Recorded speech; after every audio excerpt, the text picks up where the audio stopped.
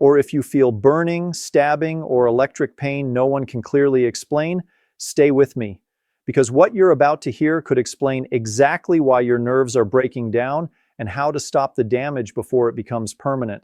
This is not about masking pain. This is about protecting your nerves while you still have time. Let me make this clear from the start. By the end of this video, you will understand the single most dangerous poison attacking seniors' nerves today. A poison millions are exposed to every single day, often unknowingly. You'll know who's at risk, what's driving the damage, and what must change immediately. I'm Dr. Robert Harrison. For decades, I've treated seniors suffering from nerve pain, numbness, burning feet, balance problems, and a condition many are told they simply have to accept, neuropathy.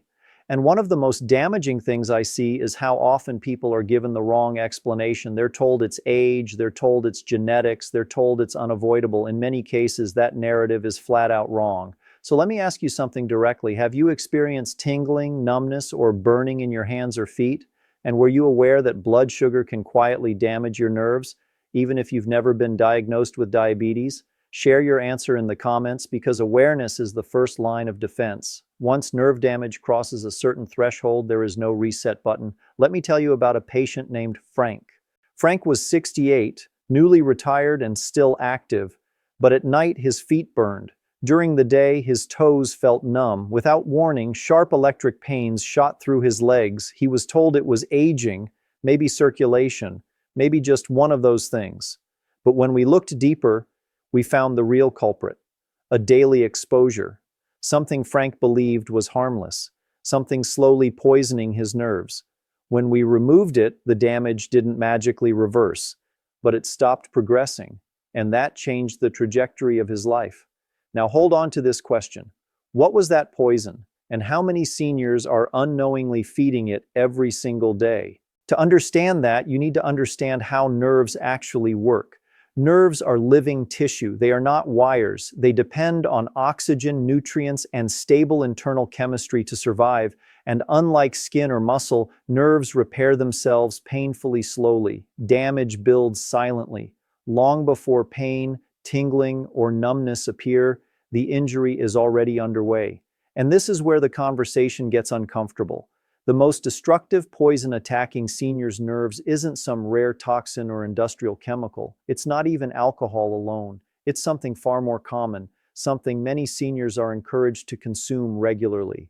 The most dangerous nerve poison today is chronic blood sugar toxicity. And here's the critical part most people never hear. You do not need diabetes for blood sugar to destroy your nerves. Repeated spikes are enough. And millions of seniors experience those spikes every single day without realizing it. When blood sugar rises too high, sugar molecules begin attaching themselves to nerve fibers and to the tiny blood vessels that keep those nerves alive. The result is inflammation, oxidative stress, and gradual destruction of the protective coating around the nerves. Signal quality breaks down. First comes tingling, then numbness, then burning, then pain, then instability and loss of balance. One of the most dangerous myths in senior health is the idea that neuropathy just appears out of nowhere. It doesn't. It develops quietly, often over years, while the poison keeps working in the background. Let me ask you something important. Have you ever been told you're borderline diabetic, pre-diabetic, or that your blood sugar is a little high but nothing to worry about? That is often where nerve damage begins. Research now shows prediabetes damages nerves nearly as often as full diabetes. The difference is simple. Most people with prediabetes don't know they have it. Now, this is usually where people push back. But I eat healthy. Almost every patient I see believes that. And that's exactly why this keeps happening. This poison isn't obvious. It hides inside foods and habits that sound healthy on the surface. Here's how the damage unfolds, step by step. You eat something that spikes blood sugar. Your body releases insulin to move that sugar into cells.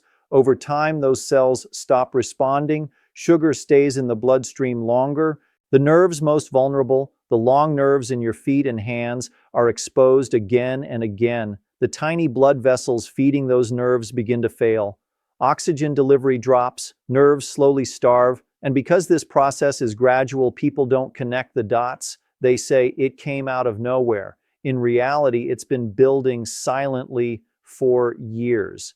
Now, here's the next question you should be asking. If blood sugar toxicity is this destructive, why doesn't every senior with high blood sugar develop neuropathy? The answer comes down to three factors: how often the exposure happens, how long it's been happening, and how resilient the nerves are. Some nerves tolerate abuse longer than others, but once damage crosses a critical threshold, symptoms surface and progression often accelerates. So where is this poison coming from in everyday life? The first major source is liquid sugar, fruit juice, sweetened coffee drinks, sports drinks, even so-called healthy smoothies. Liquid sugar hits the bloodstream fast because there's no fiber to slow absorption. That creates sharp spikes that directly injure nerves. Seniors are often told juice is easy nutrition. In reality, it's one of the fastest ways to damage nerve tissue. The second source is refined carbohydrates eaten alone. Bread, cereal, crackers, rice, pasta, especially without protein or fat. These foods break down into sugar quickly. Seniors are told to eat foods that are easy to digest. What that really means is rapid sugar release straight into the bloodstream, straight onto nerve tissue. The third source is constant snacking. When insulin stays elevated all day, nerves never get a recovery window. There is no reset, no repair time, just continuous exposure. There's no recovery window, and that's exactly why constant grazing is so damaging to nerve health. Nerves survive on stability. Continuous sugar exposure keeps them inflamed, stressed, and unable to repair. Now, here's a piece of the puzzle most people are never told. Certain medications can quietly accelerate nerve damage by blocking nutrient absorption, especially B vitamins. Acid-blocking drugs, some diabetes medications, and cholesterol medications can slowly drain B12 levels over time, and B12 is non-negotiable for nerve health. It maintains the protective coating that allows nerves to send clean signals. Without it, nerves weaken, misfire, and deteriorate faster. Let me tell you about Susan. She had numb feet for years. Doctors blamed aging. Nothing was done. When we finally tested her nutrient levels, her B12 was dangerously low. The cause wasn't her diet. It was a medication she had taken exactly as prescribed for years. Once that deficiency was corrected, the nerve damage didn't reverse, but it stopped progressing. And that single change altered her future. That's an important point. Neuropathy is rarely caused by just one factor. It's usually a combination: blood sugar toxicity, chronic inflammation, nutrient depletion, and impaired circulation. But blood sugar toxicity is the accelerant. It's the gasoline on the fire, and this matters because nerves have a tipping point. Early damage shows up as tingling or numbness. Later damage brings pain, instability, falls, and loss of independence. Once nerve cells die, regeneration is extremely limited. That's why stopping the poison early matters more than chasing pain relief later. This part needs to be said clearly. Neuropathy is not always reversible, but in many cases it can be prevented from getting worse, and that alone can preserve mobility, balance, and quality of life. Which brings us to the real question, and this is where the conversation shifts. If blood sugar toxicity is the poison, what neutralizes it? What actually protects nerves? And what changes can realistically stop nerve damage from progressing? This is where people expect complex answers: extreme diets, expensive therapies, miracle supplements. But the truth is far simpler, and that's why it's often ignored. The most important step in protecting nerve tissue is stabilizing blood sugar, not aggressively lowering it, not chasing perfect numbers, keeping it steady. Nerves don't need perfection, they need consistency. Every sharp spike in blood sugar acts like a small chemical burn to nerve tissue. Fewer spikes mean less injury. Less injury means slower progression, and in some cases, stabilization. That brings us to the single most important rule I teach seniors dealing with neuropathy. And it's a rule most people have never been told. Never eat carbohydrates alone, not fruit, not bread, not crackers, not cereal. Carbohydrates eaten by themselves flood the bloodstream too quickly, blood sugar spikes, insulin surges, and nerve repair shuts down. But when carbohydrates are eaten with protein or healthy fat, absorption slows dramatically. The very same food that damages nerves when eaten alone becomes far less harmful when eaten correctly. This single rule explains why some seniors develop severe neuropathy while others don't. Even with similar diets, the difference is often not what you eat, but how you eat it. Let me give you a real-world example. James was 74 when he came in. By early afternoon, his legs felt weak and unstable. At night, his feet burned. During the day, his toes were numb. He was convinced he was eating clean. Every morning, he drank a fruit smoothie, banana, mango juice, yogurt.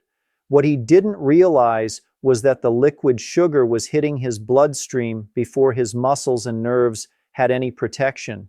We removed the smoothie, replaced it with eggs and vegetables in the morning, then moved a small portion of fruit later in the day, eaten after a full meal. Within weeks, his nerve pain eased, his balance improved, his energy lasted longer. Nothing miraculous happened. We simply stopped poisoning his nerves. The second major step is eliminating liquid sugar completely. No juice, no sweetened drinks, no smoothies. Even so-called 100% natural juice is concentrated sugar without fiber. Fiber is what slows absorption and shields nerves. Without it, sugar hits fast and hits hard. Seniors are often told juice is gentle, easy nutrition. In reality, it's one of the fastest ways to worsen neuropathy. If you want fruit, eat it whole, in small portions, and never on an empty stomach. Fruit eaten after a meal is far safer than fruit eaten alone. This single change can significantly reduce nerve irritation. The third step is nutrient protection, and this part is critical. Nerves depend on specific nutrients to maintain their structure and function. At the top of that list is vitamin B12. B12 maintains the protective sheath around nerves, known as myelin. Without it, nerves become exposed, fragile, and prone to misfiring. Many seniors are deficient in B12 without realizing it, especially those taking acid blockers or certain long-term medications. But B12 isn't the only nutrient nerves rely on. Magnesium supports nerve signaling and helps reduce cramping and twitching. Folate works alongside B12 to protect nerve tissue. Alpha-lipoic acid helps reduce oxidative stress in nerves and has shown benefits for neuropathy in some individuals. These nutrients don't reverse nerve damage, but they help stabilize and protect what remains. Now, here's an important caution. More is not better. And in some cases, more is dangerous. Certain vitamins, especially B6 when taken in high doses, can actually worsen nerve damage if used incorrectly. This is why testing matters, guidance matters, guesswork can do real harm. The fourth step is reducing chronic inflammation. Inflammation makes nerves hypersensitive. It amplifies pain signals. It turns mild nerve irritation into burning, stabbing, relentless discomfort. Highly processed foods, refined seed oils, and excess sugar all fuel inflammatory pathways. On the other side, foods like fatty fish, olive oil, vegetables, and anti-inflammatory spices such as turmeric help calm the nervous system at a cellular level. Less inflammation means quieter nerves. The fifth step is movement, but not the kind most people fear. You don't need intense workouts to protect nerve tissue. In fact, aggressive exercise can worsen symptoms. What nerves need is circulation. Gentle walking, especially after meals, lowers blood sugar and improves blood flow to the nerves. Even 10 minutes can make a measurable difference. When done correctly, movement becomes medicine. Now I want to address something critical. Many seniors feel discouraged when they hear that nerve damage heals slowly. That's true. Nerves regenerate at a glacial pace if they regenerate at all. But stopping progression is just as powerful as reversing damage. Less pain, better sleep, improved balance, fewer falls. Those outcomes matter. One of the most harmful messages seniors receive is that nothing can be done. That belief becomes dangerous. I've seen people give up early, only to deteriorate faster because the poison was never removed. Let me leave you with one more real example. A woman in her early 70s came to see me using a cane. She felt unstable and terrified of falling. She had been told her neuropathy was permanent. When we stabilized her blood sugar, corrected nutrient deficiencies, and removed liquid sugar from her diet, her nerve pain decreased enough that she no longer feared walking short distances. She didn't become pain-free, but she regained confidence, and that changes everything. This brings us to a crucial point. Neuropathy is not just about pain, it's about independence. It's about being able to feel the ground beneath your feet, react without hesitation, and trust your own legs. When neuropathy advances, the risk of falls rises sharply, and falls remain one of the greatest threats to senior health and longevity. That's why timing matters. Early nerve damage responds far better than advanced damage. Tingling and mild numbness are not verdicts, they are warnings, signals that something needs to change while there is still room to act. So here's a simple, practical way to take control over the next 2 to 4 weeks. Remove liquid sugar completely. Pair every carbohydrate with protein or healthy fat. Eat fruit only after meals and in small portions. Walk for 10 minutes after eating when possible. And if you haven't had your B12 levels checked, ask for it. Do not change medications on your own, but be aware of how they can affect nutrient levels. Then observe. Pay attention. Many seniors notice less burning at night, improved sleep, and steadier balance. Even small improvements matter because they tell you the damage is not yet locked in. Let me be very clear about this. Anyone promising a miracle cure for neuropathy is not being honest. But anyone telling you nothing can be done is also wrong. The truth lives in the space between those extremes. Neuropathy is usually the result of years of silent damage. It makes sense that improvement takes time, but stopping the poison is always the first step.